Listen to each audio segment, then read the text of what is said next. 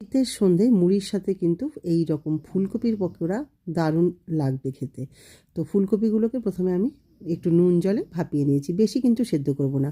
ধনেপাতা, পেঁয়াজ কুচি, লঙ্কা কুচি আর নিয়ে নিয়েছি গ্রেট করা আদা, পরিমাণ মতো নুন, হলুদ, লঙ্কার গুঁড়ো, ভাজা মশলা আর চালের গুঁড়ো, আর দিয়ে দিচ্ছি এখানে ময়দা। এখানে তোমরা বেসনের ব্যবহারও করতে পারো, তা যেহেতু মুচমুচে হবে ওই জন্য আমি কিন্তু চালের গুঁড়ো আর ময়দার ব্যবহার করেছি।